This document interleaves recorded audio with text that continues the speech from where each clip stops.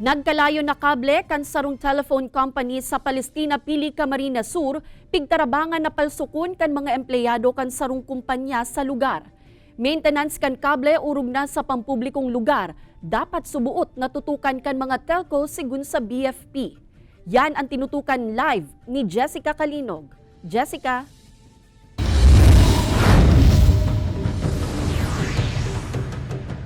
Kate, nagkaigwanin ang scheduled power interruption kasuudma digdi sa Barangay Palestina, pili Camarines Sur. Asin ang pigtutukdong kausa, iyon pagkalayo kan kable kan telecommunications company na nakakabit sa poste kan Casureco 2. Kasabay kan makusog na duros, nagkalayo ang kable kan telecommunications company sa may parte kan Barangay Palestina, pili Camarines Sur.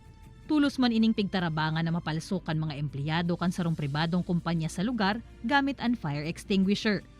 Nakabali sa nadanyaran ang linya kan Casureco 2. Rason para mientras na mawaranin kuryente sa lugar. Kang nakaagi pong aldaw, may ongoing pong patrabaho ang sarong internet provider na nadamay po si linya kang satuyang kooperatiba kang Casureco 2 na kung sain itong satuyang secondary line naputol. Nagkausap po ning kasulo. Ang wire po ng Casureco may mga kahoy. So continuous po na sapol kang mga kahoy, nagkakausap po ng spark. So itong kakusugi kang spark, naputol po ang live wire kang linya kang Casureco. Mantang igwaman in preventive as in corrective maintenance ang Casureco 2 sa mga linya kan kuryente.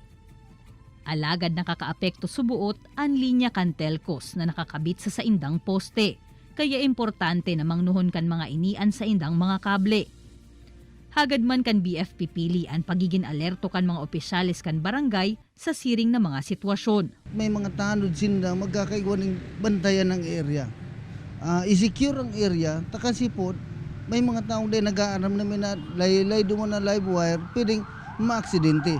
Sa presente, pigahalat na sanakan Casureco 2 ang opisyal na report kan sa indang pili substation dapit sa nangyari. Saro man ini sa ilalatag kan kooperatiba sa saindang meeting, kaibanan ang mga representante kan telcos. Nagpagirumduman Kate ang Casureco 2 sa publiko na in kasong may manotara na nag-spark, nagtatanog o dawa ano pa man na aberya sa linya kan kuryente o telco sa saindang nasasakupan, tulos ining ipaaram sa saindang opisina tanganing ma-shutdown man tulos ang kuryente. Asin mahiling nin amay ang sitwasyon para din na magresulta pa sa kasulo o ano pa man kaparehong delikadong sitwasyon. Kate? Jos Mabalos, Jessica.